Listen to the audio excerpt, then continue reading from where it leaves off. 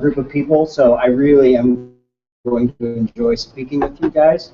I have never felt like a teacher myself, so a lot of educational conferences I go to, I sit there and I go, why am I here and listening to this? But it seems like you guys are all engaged in something that is super cool and very hands-on. I did drive in from my boat this morning, so it took about an hour and a half. I stayed out on Catawba Island last night on it because this is my second day of summer, so it better feel like it, right? So Barb gave you guys a good taste of who I am. I have never, even though I've taught for 23 years, I've never thought of myself really as a teacher. I've thought of myself as a business person or an entrepreneur within the classroom. So today's focus will be a little bit about, how do you inspire students to think of themselves as entrepreneurs within the classroom as well. Obviously, I could not get into my Google account for some reason, but I pulled up Entrevation.com, which is our website for this year's project that we did. Do we have sound attached to this? Yes. Okay, so I'll just play this quick little blurb, give you a taste of what Entrevation was.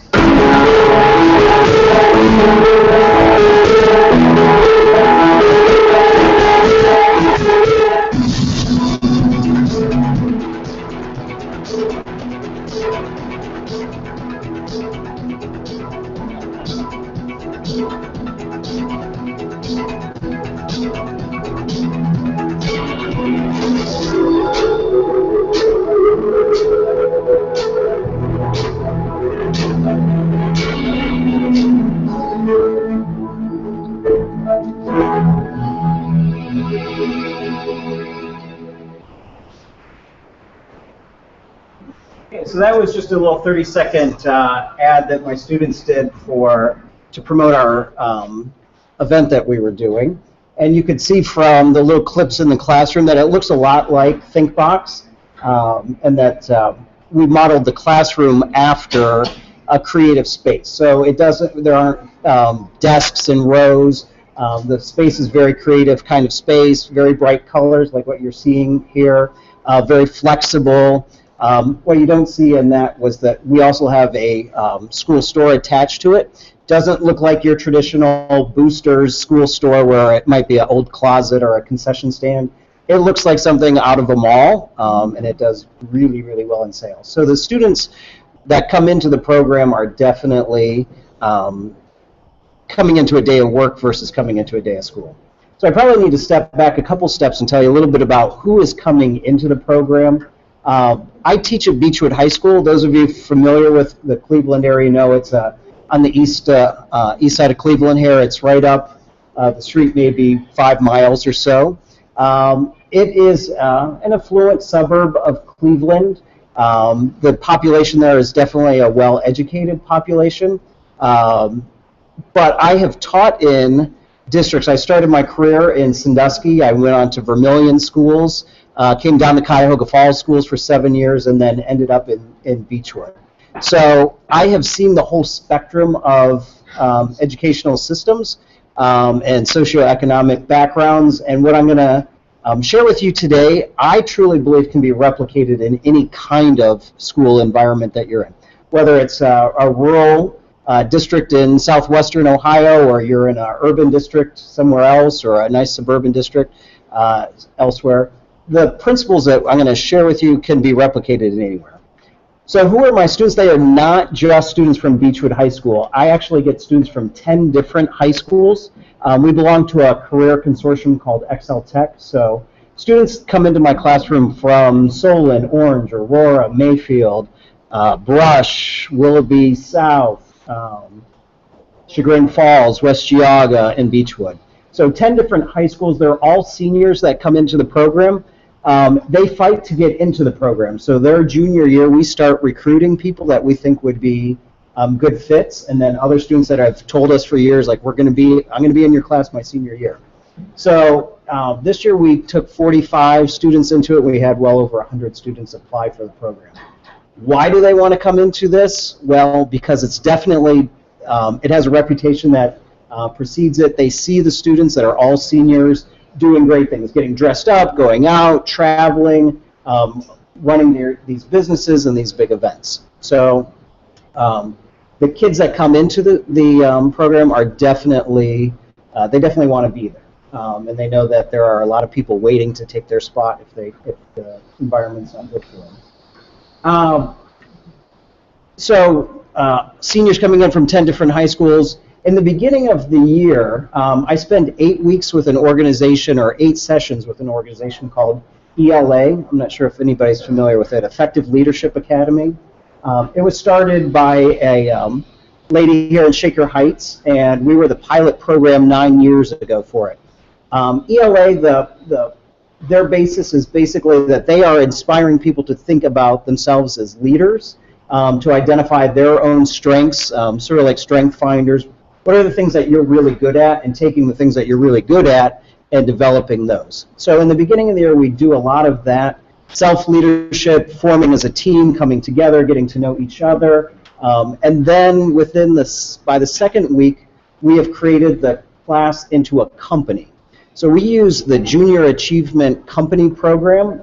If you guys are familiar with JA, you know that there's programming from K through 12. I've done all sorts of, I've done Titan and Globe and company program. We use the company program format all year long. So a lot of you that might be familiar with JA Company know that it might be an after-school activity. Some people run it as a semester class or a semester a project within maybe an entrepreneurship class. I run it year-round within the marketing class. If you look at JA Company program and you look at the marketing standards, the overlap is almost 100%. So how do we form ourselves as a company? Well, we look at any company structure. Take Apple. We have CEOs of the class. We have vice presidents of finance, human resources, marketing, production, sales, communication, corporate responsibility. So basing some of that on their strengths that we determine through Strength Finders. So if they are really interested in the accounting end of business, they might be well suited for our finance department. If they are the motivators or they might be really good in the human resources department. So we structure ourselves into the company and then decide, well, we have already started at that point deciding what are you guys going to do. Barb gave a nice introduction of Green Dream and Entrevation and sustainability. So my class about 9 years ago, we were in the brainstorming phase of what are we going to do this year, and sustainability was becoming really important in the dialogue in business, and I challenged the kids, let's think about something that we can do that relates to sustainability. So they all identified products that they could sell. Candlesticks made out of recycled glass, reusable bags, all kinds of interesting eco kind of products. And are you guys all familiar with SWOT analyses, SWOT, strengths, weaknesses, opportunities, threats? So I had the students go through the SWOT analysis of each of their items that they were thinking about selling. And in the end, one of the students that was sitting in the back said, what difference is it really going to make if we sell 50 candlesticks made from recycled glass or 100 reusable shopping bags? What can we really get people to do to make a difference in the world? From that one student's comment grew the Green Dream. And that first year, our thought was, not everybody's going to be able to buy a hybrid car or put solar panels on their house, but what are the little things that each person can do in their own lives? So how do we show people what they're going to do? How do we inspire them? So we thought, let's put together a little business expo. Cleveland seemed to have a lot of companies that were going green. So the first year we had maybe 60 companies and organizations that the students went out and solicited to come and participate with us. We had a crowd of about 1,500 people. So all this started in September of that year. We had our first Green Dream Expo in April of that year. That was way more successful than I ever imagined. and we got a lot of publicity. We earned a lot of money. We got a lot of corporate sponsorships. We had a local company here, Alaris, underwrote our first event for $10,000. So the kids came out with, by the time they sold all their booths and other sponsorships, they came out with a really nice profit. Well, I mentioned that corporate responsibility was part of our corporate structure, so we said, well, what are we going to do with our funds? Rather than go to Disney World or Cedar Point, they said, well, why don't we fix up our classroom and turn it into, try to turn it into a national model for green classrooms. And although Beechwood High School was a really nice place to teach, our classroom looked like every other 1950s or 60s high school building. I mean, the kids would have to stand on the desk to turn on the heat or the air conditioning. There were, leaking ceiling tiles that we would have to put buckets, down for. So you guys can imagine taking this space and then really transforming it into what you're seeing here in ThinkBox. And we toured places like this to come up with what are the materials, what does it take for the chairs, the carpet, the paint, the lighting, the air conditioning, the heating and cooling. How do we change our teaching styles to reflect sustainability? The momentum we got from that little project led us to presenting all over the country in Washington, D.C., receiving awards in New York City alongside Brad Pitt and Leonardo DiCaprio and Alicia Silverstone and all these people that were doing amazing things. And then there was little old Beechwood, Ohio's marketing class that built this model for a green classroom, and all of a sudden it received a lot of national attention. So flash forward, we did Green Dream Business Expo for 4 more years. We did a total of 5 years. Because every August or September when the next class came in and I said, what are you guys going to do this year? They said, well, let's build off of the success of the year before, put our stamp on it, and then take it to the next level. By the 5th year of the Green Dream, we had outgrown our original expo space. We were adding a 200-foot long by 60-foot wide tent in the parking lot of the space.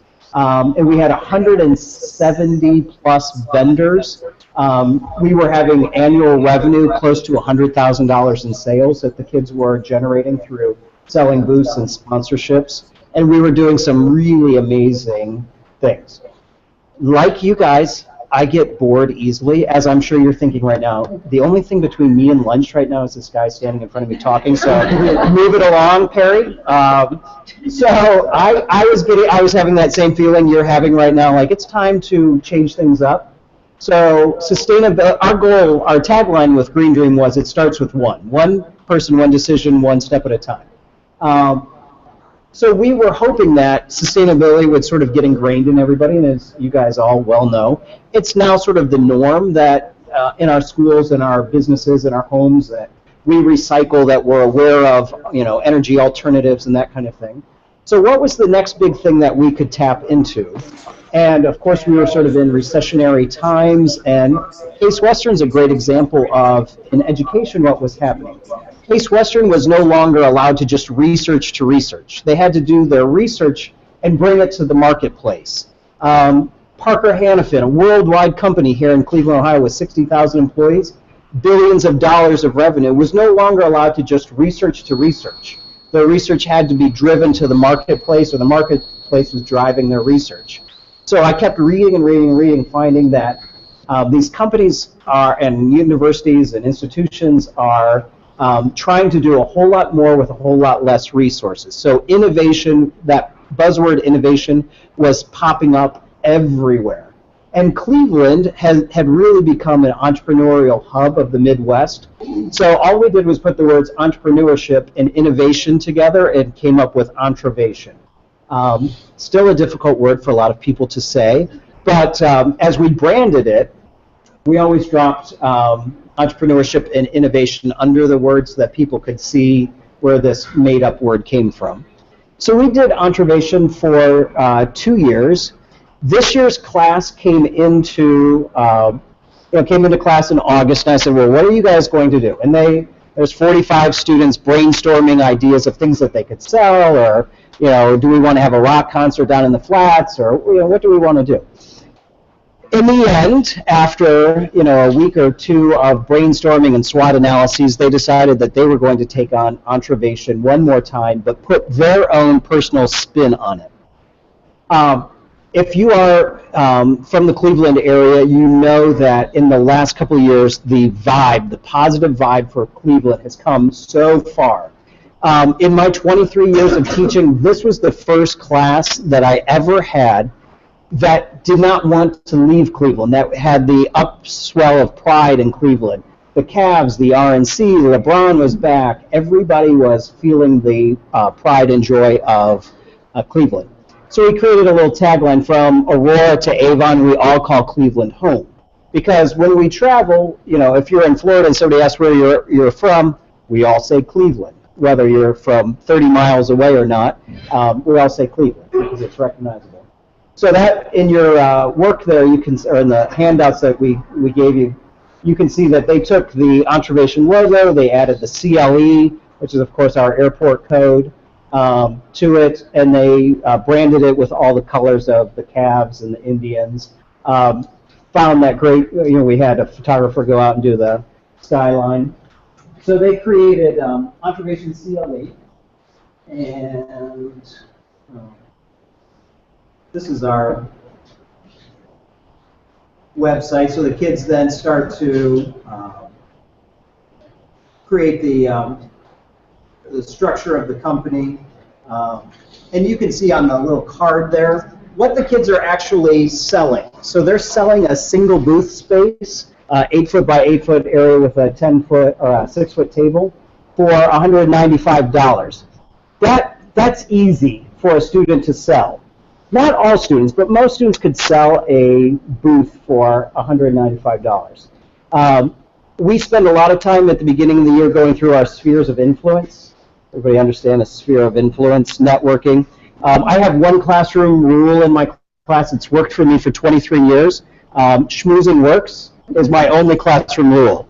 So I encourage them to become brown nosers, teachers' pets, kiss butts, whatever they need to do, because that's the way the world is actually going to work, in my experience. It's not a fair place. It's all about the connections and the relationships that you develop. So we spend a lot of time that first month of school looking at our spheres of influence, and then taking that, when they identify their spheres, and then their parents and their parents' spheres, and then they start to look at the businesses that those people are affiliated with. And then we sort of put it to the litmus test. What's that business doing that's innovative or entrepreneurial? So then we identify about 600 leads, and then we go out and we try to sell.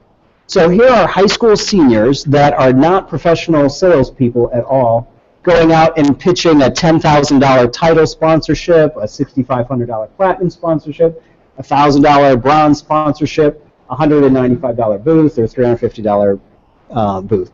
We set real sales goals for them that are linked to their grades, and our district has always approved that as a assessment tool. So we spend the whole year working on, as a company, on a project, learning all the principles of marketing, and selling is one of those really important things. So their grades are tied to their ability to sell, which is a bit unusual, but it's certainly very motivational, and that was my experience over the years. So this year we added a really cool dimension called the Young Entrepreneur Market. So in addition to all of the not adult businesses, like you might be thinking seedy adult businesses, in addition to all of the established businesses that are operated by adults, we created a young entrepreneur market where we featured 50 young entrepreneurs, so middle school, high school, and collegiate age. There were, Chris, did you guys all meet Chris from Every Key here? Or you've heard of Every Key? Yeah. Okay, so Chris was one of our young entrepreneurs several years ago. We had a Innovative Entrepreneur of the Year competition affiliated with Entrevation for our first 2 years. Chris won that, but the focus of this year's Young Entrepreneurs were, let's get 50 of them, add them into the mix of Entrevation, and see how they give them the opportunity to sell their goods and services. It was by far one of the most successful parts of our event this year by far. People loved the young entrepreneurs. So as you're creating your maker spaces or looking at your, what can the students do to create a product and sell it, the support from the community. We had about 5,000 attendees at our event this year. The young entrepreneurs cleaned house. One really neat story I just heard is we had a company called Three Kings Bakery. Two of the guys had already graduated from high school, and they were freshmen in Tri-C here in Cleveland. The other one was a senior in high school. They they all went through the culinary program, and they decided that, or they became bakers of specialty breads and desserts. At the event, they sold over $1,200 in sales, but they have already received orders for this month for well over $1,500 in sales. So that was really good money for a couple of young men, and because of their sales now, they recognize that they can sustain their business. So we had bakers. We had a girl from Solon that her company was called Hug-A-Beds. Talk about a great sustainability kind of idea. She took old sweaters, big old men's and ladies' sweaters, would sew the arms together, sew the bottom up into it, and created dog beds. So she'd stuff the arms so it would give them the area to support. And then for every bed she sold, she donated a bed to a rescue shelter. So that girl sold out all of her inventory that day. So it's really great, not everybody was every key, but there was a lot of really cool young entrepreneurs doing cool things. So we had 180 companies this year, 50 of them young entrepreneurs. We had, 33 sponsors, something like that.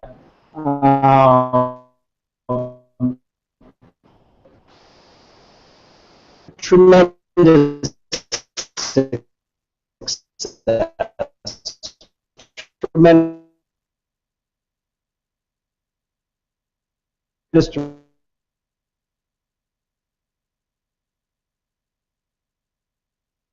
in the brand.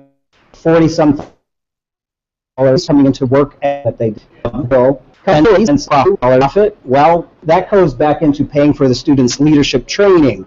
I took 23 of them to a professional conference in Orlando with those expenses, or to pay for those expenses. We seed next year's company, so next year's company will come into the beginning of the year with some seed money to do whatever they're going to do. What are we going to do next year? We've already got that one figured out. Actually, this year's class already, it's not usual that we would tell the next class what they're going to do, but in this case, we needed to start the branding early. We are doing an event similar to Entrevation called Noise. So maybe some of you will be connected and want to participate in something like this.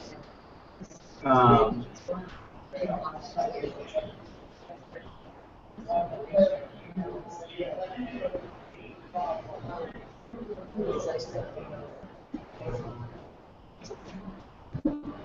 am I doing on time, Barb? 3 more minutes? Yeah, 3. Great. Okay. Take 4 if you want. Nobody wants that. I'm not sure why that's not coming.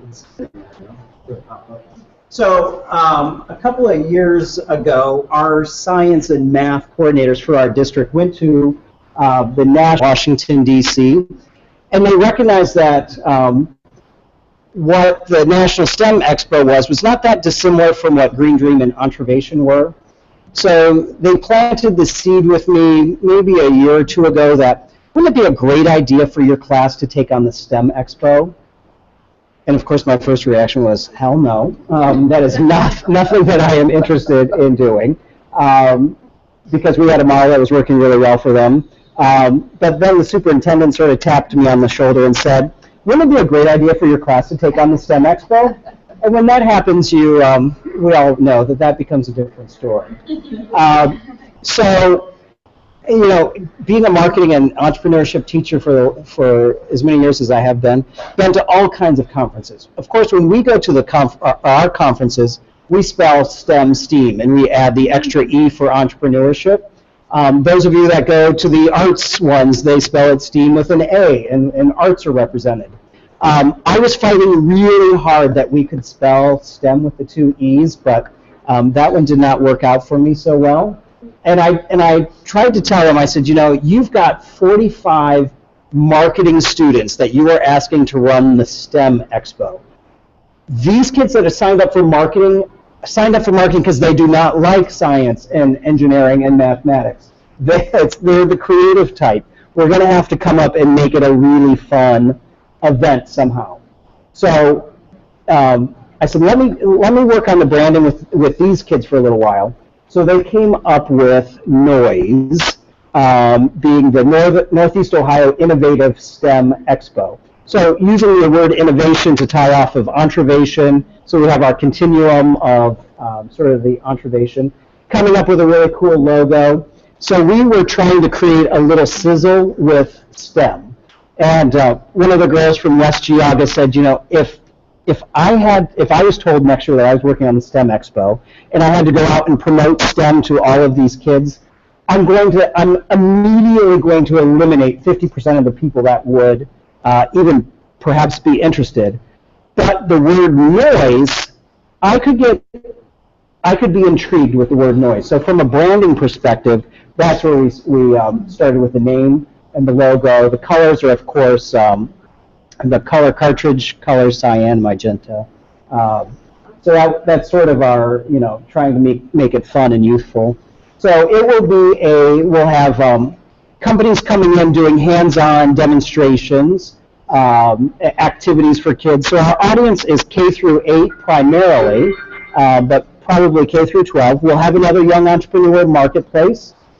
So if your students are producing products and they would like an opportunity to have a very large audience of people to sell it to, April 22nd, 2017, we will be doing the Noise Expo at Beechwood High School. Apollo Robbins, I don't know if any of you are familiar with the Gentleman Thief, Apollo Robbins.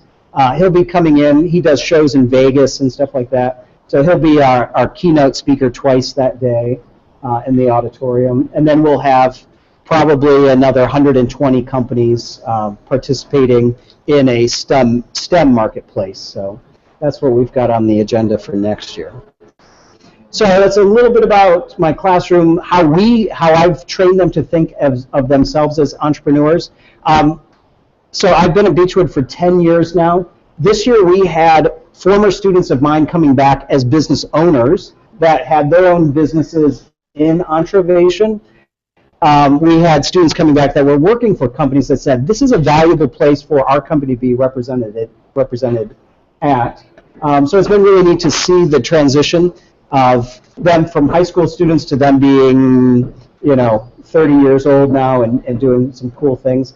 When they go off, 100% of my students go on to college. It is, you know, it's a very competitive program. Those 40 students this year raised $4.8 million in college scholarships because they can really develop their resume with these kind of things. And they come back from their college, they come back from graduation, and they say, from their college graduates, and say, I just talked about Green Dream or entrevation in my job interview. Nothing in college I did was as hands-on or as cool as what we did in high school. So it's definitely a transformative experience for them to be a part of this environment. All right, any questions or? So I'm in Warrensville. You look really familiar. I've seen you around. Yeah. We don't have a connection though to this program. To Excel Tech, We yeah. go to Cleveland Heights. Mhm. Is that what our kids who want to be marketing? We go to Cleveland Heights. Correct. So is Cleveland Heights or anything comparable to this? Nobody does it. In the United States. We got to talk. Yeah. And that's what I've loved about being a marketing teacher is nobody tells me what I have. I mean, yes, I've got the marketing standards, I've got web exams, I got to get the kids proficient in those things, but every marketing program is so unique. It's just the style that has worked really well for me. And the interesting thing about that, some people might be familiar with the other national student organization called DECA. I used to be heavily involved in DECA until I was at Cuyahoga Falls when we went into fiscal emergency, and the superintendent pulled the plug on all student activities. The curriculum director came to me and said, we've got this great opportunity called Junior Achievement. Would you ever think about it? There's no cost to your school, no cost to your program. When I did my first year of Junior Achievement, we didn't do anything like this. We sold flip-flops or something. I realized the strength of JA as a national student organization, and that changed my whole teaching career. And it was because of being in a school district in fiscal emergency that led me to this platform. So. Any other questions? Yeah, Yes, sir. I just want to make a comment. I took a class with Walter Sakira, the entrepreneurship 311, where the MakeIT was made in that class, and I think 2 of your students came in. Probably. They were selling to us. Yes. And I came from a territory sales background before I came here. And they sound like that's what I was working with. It's all coming together now. So Right. Yeah, we were. Yeah. How did they Thanks. do? Really well. I thought they were in college. They were in high school. Yeah. I mean, we're sending them into the corporate boardrooms of large companies, and they are having to deliver. So, okay. Good. All right. Well, thank you all. Enjoy your lunch. Well, hopefully Greg has given you some other things to think about on the far end of the